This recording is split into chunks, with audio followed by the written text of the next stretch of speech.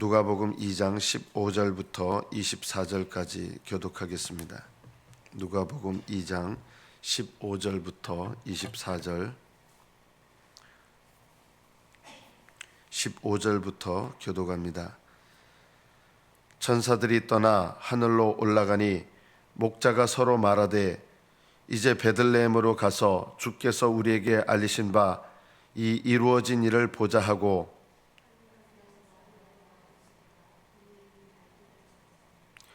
보고 천사가 자기들에게 이 아기에 대하여 말한 것을 전하니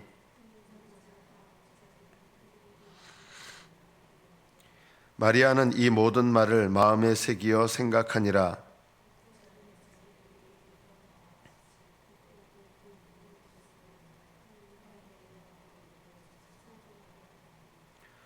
할례할 8일이 되매 그 이름을 예수라 하니 곧 잉태하기 전에 천사가 일컬은 바로라.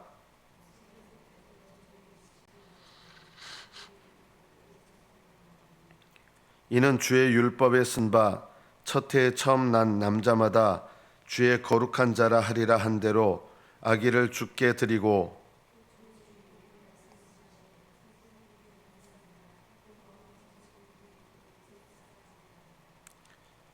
여기까지 받들어 읽겠습니다.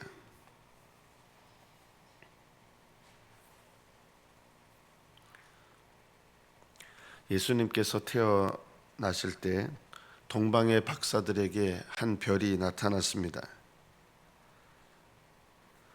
이 동방의 박사들은 그 별을 따라서 예수님을 찾게 됩니다.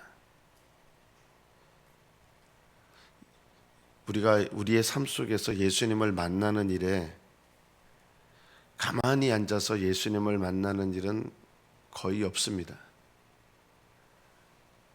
주님께서는 우리에게 별을 보여주시고 그 별을 따라가는 수고를 하게 하십니다.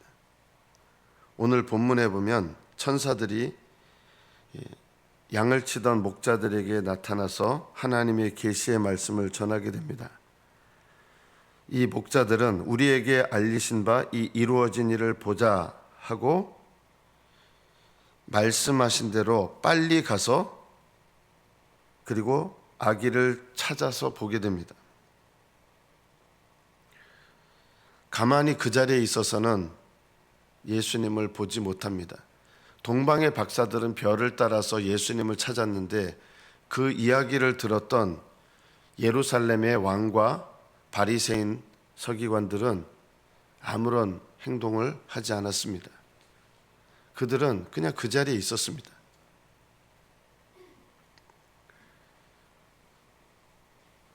천사들에게 계시를 받았던 이 목자들은 그 자리에 가만히 있어서 예수님을 만난 것이 아니라 아기를 찾아서 가게 됩니다. 그리고 그 표적을 이야기를 했는데 그 표적대로 찾아서 아기를 보게 됩니다. 우리가 이 말씀 속에서 하나님께서 우리에게 무엇을 말씀하시려고 하시는 걸까요? 예수님을 찾는 것이 신앙입니다. 믿음이 없는 분들은 또는 믿음이 미지근한 분들은 찾을 생각을 하지 않습니다. 그리고 이런 얘기들을 합니다.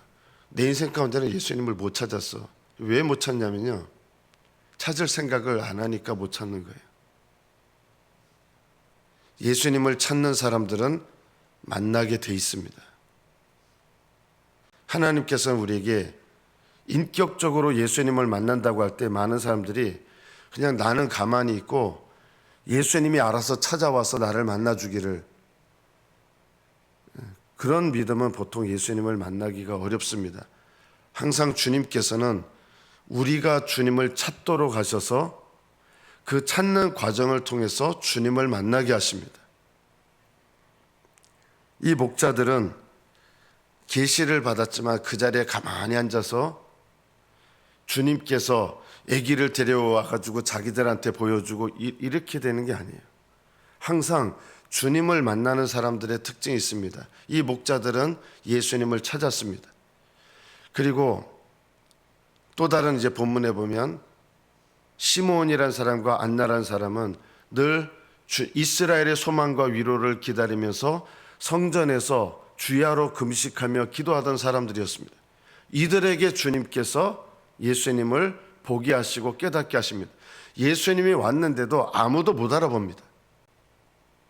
오히려 깨어 기도하는 사람들이 시몬이 봤을 때 내가 주의 구원을 보았습니다, 이렇게 고백하잖아요. 안나라는 사람은 과부가 된 지 84년 동안, 얼마나 나이가 많습니까? 그렇게 오랜 동안 기도하면서 예수님을 비로소 알게 됩니다. 사모하는 사람들이 예수님을 만나는 것입니다. 신앙이라고 하는 것은 이것입니다. 회개하고 믿고 동행하는 것. 이것이 신앙생활의 전부예요. 회개하고 믿고 동행하는 것. 간단하잖아요. 간단한데 이 간단한 것을 우리는 하려고 하지 않습니다. 저는 가끔 휴대폰을 집에다가 놔두고 오는 때가 있습니다. 여러분은 어떻게 하십니까? 집에 휴대폰 놔두고 오면요. 야, 이거 큰일 났다. 가지러 가잖아요. 휴대폰 놔두고 오면 찾으러 갑니다. 그리고 여러분 휴대폰에 충전기에 충전된 전기가 한 50% 이하로 떨어지면 어떻게 합니까? 그거 못 참아가지고 충전하잖아요. 큰일 난데 이거 하루만 지나도 충전하려고 그러잖아요. 요즘 좋은 거는 이틀 3일 가는지 모르겠지만 하루 정도 지나면 충전 그게 빠져가지고 통화를 못하게 되니까 충전하려고 그래요. 그런데요, 우리 신앙은요, 은혜가 떨어져도 충전할 생각을 안 해요. 휴대폰은 놔두고 온 거, 그거 찾으러 가야 되는데 우리는 예수님에 대해서 그런 휴대폰만큼의 간절함도 없다. 심하게 얘기하는 게 아니에요. 우리는 예수님을 가까이 하는 일에 있어서 휴대폰만큼의 간절함도 없이, 그러면서 우리는 예수님을 믿고 있다고 생각을 합니다. 휴대폰은 없으면 안 돼요. 사실 휴대폰 없어도 그렇게 큰일 안 일어납니다. 누가 나한테 전화하는 거 못 받으면 어떻게 해요? 우리는 그런 건 되게 중요하게 여기는데요. 하나님께서 내게 말씀하시는 것을 못 듣는 것에는 별로 중요하게 여기지 않습니다.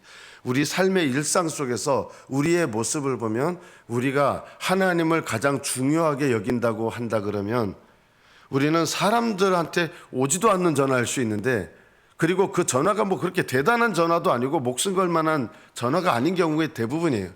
그런데 그런 전화 못 받을까 봐 휴대폰 꼭 갖고 있어야 되는데, 우리는 하나님의 음성을 듣기 위해서, 날마다 듣기 위해서 하나님의 말씀을 읽는 일에 얼마나 불편해합니까? 조금 천박하게 들리실지 모르지만요, 천박하게 표현하겠어요. 똥 누는 시간은 안 아깝잖아요. 그죠? 그런데 하나님 말씀 읽는 시간은 왜 그렇게 아까워합니까? 똥 누는 시간 10분 정도는 걸리잖아요. 아무리 좀 빨리 해도 10분이면 하루에 2장은 성경을 읽잖아요. 그거는 생리적인 현상이니까 어쩔 수 없어요. 우리는 생리적인 현상, 그렇게 급한 일이지만 사실은 내 영적인 생리 현상, 하나님의 말씀을 듣지 못하면 내 마음이 줄이고, 이런 상태가 오히려 좋은 거예요. 이게 가난한 마음이에요. 가난한 마음이라고 하는 게 뭐냐면요, 내 영적인 상태가 배가 고프면 못 견디는 마음이 가난한 마음이에요. 하나님의 음성을 듣지 못하면 견딜 수 없어 하는 게 가난한 마음이에요. 주님과 동행하지 못하면 내가 불안감을 느끼는 것, 내 마음이 평안을 느끼지 못하는 것, 이런 것이 가난한 마음입니다. 가난한 마음이 되시기를 축복합니다. 가난한 마음은 이런 것에 대해서 못 견디는 마음이고, 부유한 마음, 부자는 뭐냐면 가난한 상태에 있는데 이런 가난한 상태를 깨닫지 못하는 것, 이것이 부자입니다. 18절에 보면 목자들이 이제 계시하여 천사가 계시한 말을 듣고 그 계시한 내용을 전합니다. 자, 그러니까 그 자리에 있던 사람들이 그 말을 듣고 다 놀랐습니다. 놀랍게 여기되 그러나 마리아는 이 모든 말을 마음에 새겨 생각했다. 어떤 차이가 있습니까? 다른 사람들은요, 놀라기만 하고 그것으로 끝. 놀라기만 하고 끝. 대단한 일. 야, 놀라운 일인데 그것으로 끝이에요. 그러나 마리아는 목자들을 통해서 주신 말을 하나님의 말씀으로 여기고 마음에 새겨서 생각했다. 이게 뭐예요? 그 말씀을 계속 기억하면서 삶 속에서, 자기의 삶 속에서 하나님의 말씀을 간직하면서 그 간직한 말씀을 늘 되새기고 그 간직한 말씀이 내 삶을 인도하는 하나님의 기준이 되는 거예요. 마리아는 이 목자들을 통해서 주신 말씀을 마음에 새겨 마음에 간직했다는 것입니다. 이것이 하나님의 말씀, 이 목자들을 통해서 하나님 말씀하신 대로, 믿음은 동사예요. 말씀하신 대로 움직이는 거예요. 믿음은 또 동사예요. 새겨서 간직하는 것이 믿음이에요. 우리는 마리아를 통해서 하나님의 말씀을 새기는 훈련을 해야 된다. 예수님께서 할례할 8일이 돼서 이스라엘 사람들은 8일이 되면 난지 8일 만에 할례를 받습니다. 이스라엘 백성이라는 표시를 아기 몸에 남기는 것이죠. 예수님 이 할례의 목적은 이 아기의 성기에 덮은 부분을 잘라내는 거예요. 포경수술하고 비슷한 거예요. 이걸 왜 하느냐? 상징적인 행동입니다. 우리의 옛사람, 죄된 옛사람을 벗고 새 사람을 입는다는 그런 상징적인 행동이에요. 그래서 하나님의 백성 이스라엘은 하나님의 백성이 아닌 사람에서 이 할례를 통해서 하나님의 백성이 되었다고 하는 어떤 외적인 표시, 상징을 나타내는 거예요. 그래서 이 할례를 받지 않으면 너희는 내 백성이 아니다, 이런 표시가 되는 거죠. 그래서 난지 8일 만에 반드시 할례를 행합니다. 예수님께서는 옛사람이 없으십니다. 그래서 할례를 받아야 될 이유가 없습니다. 그런데 예수님은 왜 난지 8일 만에 할례를 받으셨을까요? 그것은 율법 때문입니다. 예수님은 이 율법을, 우리를 위해서 율법을 지키셔야 될 분으로 이 땅에 오신 거예요. 우리의 하늘나라에 들어가면 죄사함만으로 하늘나라에 못 들어갑니다. 여러분이 하늘나라에 들어가시려면 의가 있어야 들어가는데 우리는 의가 불가능한 인생들입니다. 그래서 예수님께서 주시는 예수님의 의를 받아야 되는데, 예수님께서 이 의를, 우리에게 주시는 의를 소유하시려면 어떻게 하셔야 되느냐? 이 땅에 사람으로 오셔서 율법을 완전히 지키셔야 되는 거예요. 그래서 예수님은 이 율법을 지키심으로 의를 행하신 거예요. 예수님께서 할례를 받으신 목적은 우리를 위하여 의를 이루시기 위해서 할례를 받으셨습니다. 자, 그런데 할례를 받을 때 하나님께 감사한 마음으로 이 부모가 드린 것이 있습니다. 뭘 드립니까? 24절에 보면 또 주의 율법에 말씀하신 대로 산비둘기 한 쌍이나 혹은 어린 쥐비둘기로 제사하려 함이더라. 이거는요, 가난한 사람들이 드리는 예물이에요. 그러니까 예수님의 부모님들이, 부자는 다른 걸 드리겠지만 이 할례를 받을 때 예수님의 부모가 산비둘기 한 쌍이나 어린 쥐비둘기로 제사했다는 것은 이 부모가 가난했다는 것입니다. 자, 여러분, 예수님의 부모에게 예수님이 오셨는데 부자가 됐습니까? 자, 예수님을 낳은 다음에 예수님의 부모가 부자가 됐습니까? 전혀 아닙니다. 많은 분들이 오해를 합니다. 예수님 믿으면 세상 축복받는다는 것입니다. 아닙니다. 예수님을 믿는다고 세상 축복받지 않습니다. 절대 받지 않습니다. 목사님 좀 안 받는다 그러시지 뭘 절대 안 받는다. 세상 축복 주시지 않습니다, 여러분. 예수님께서 부모에게 태어나신 다음에 부모에게 하나님이 주신 게 뭐냐? 그 아기와 함께 부모를 보호하시는 일을 위해서 계시를 주셔서 애국으로 피해 있게 하시고, 또 죽이려고 했던 왕이 죽은 다음에 애굽에서 다시 돌아오게 하시고, 그 다음에 나사렛에서 가시면서 거기서 필요한 걸 채워주셨는데, 아마도 예수님의 아버지 요셉은 평생 가난한 분으로 목수로 죽을 때까지 목수셨을 거예요. 그 당시 목수는 가난한 사람입니다. 예수님이 이 가정에 오셨다고 해서 아버지의 직업이 바뀐 게 아니었어요. 그런데 우리는 예수님을 믿으면 세상 축복을 받기 때문에 돈이 많아지고 직장 높아지고 예수님 오면은 뭐 자녀들이 높은 직장 가고 이런 것들을 기대합니다. 우리는 오늘 본문을 통해서 알 수 있습니다. 예수님이 이 가정에 오셨다고 해서 이 가정이 부자가 되지 않았습니다. 이 가정이 사회적으로 레벨이 높아지지 않았습니다. 오히려 예수님을 인하여 칼이 네 마음을 찌르듯 하리라, 이런 마음의 고통을 겪었습니다. 예수님을 믿는다고 해서 세상 축복받지 않습니다. 영적인 축복을 받습니다. 그럼 세상에서 필요한 거 안 주십니까? 아닙니다. 여러분의 삶 속에서 필요한 바를 채워주시는 거지, 여러분의 레벨을 높여주시는 세상 축복을 주시는 게 아니라 여러분 각자에게 주신 삶 속에서 필요한 걸 채워주시는 거예요. 저는 우리 예수님을 믿는 사람들이 이 근본적인 생각이 바뀌어야 된다. 예수님을 믿으면 세상에서 레벨이 높아지고 돈 버는 게 많아지고 부자가 되고, 예수님 부모님 보면 그렇게 되지 않으셨어요. 예수님의 아버지는 일찍 돌아가신 것 같아요. 왜냐하면 예수님이 아마 여동생이 결혼했을 거라고 생각하는데, 여동생이 결혼할 때 예수님께서 이렇게 물로 포도주를 만드셨잖아요. 그때 예수님의 나이가 약 30세입니다. 그때 아버지가 안 계셨던 것 같아요. 저는 이미 그 당시에 요셉은 돌아가셨을 가능성이 있다. 예수님의 아버지 요셉은 어떻게 보면 요즘 말로 말하면 장수하지 않으셨어요. 그리고 돌아가실 때까지 예수님의 집은 가난한 집이었습니다. 예수님이 오셨는데 부자 되지 않았어요.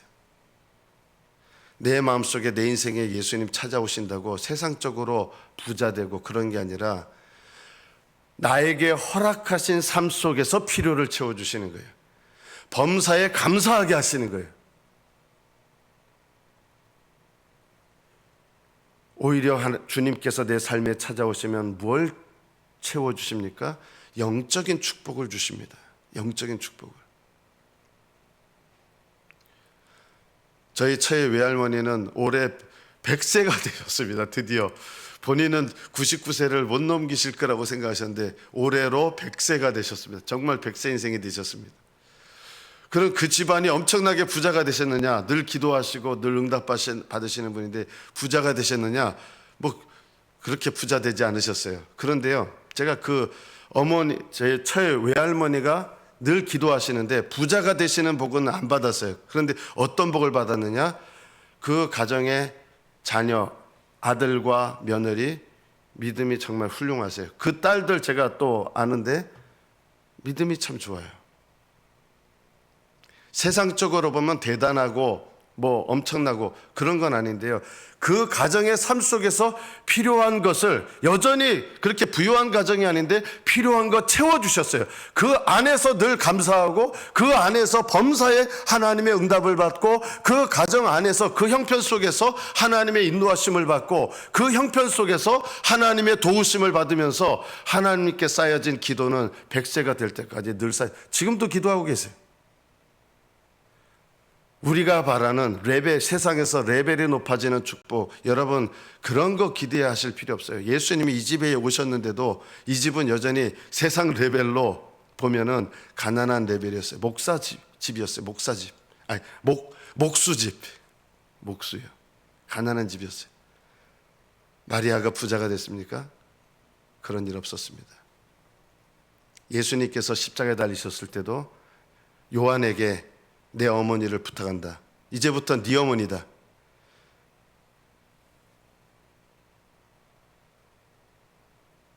예수님의 집은 여전히 가난하셨습니다.